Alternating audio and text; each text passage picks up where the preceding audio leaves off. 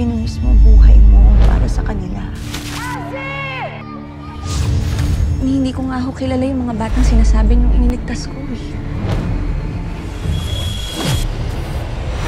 Ngayong Lunes.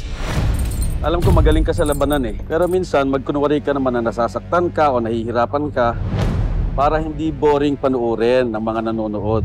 Tsaka para mas marami akong perang makuha sa labanan mo. Saka alam mo naman ang mangyayari sa'yo, di ba?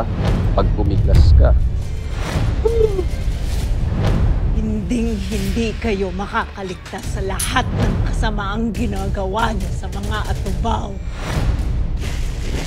Hindi na ba talaga tayo makakalis sa impyernong lugar na to? Naniniwala ako na si Lolong ang sugo ni Apong Ayo na magliligtas sa atin.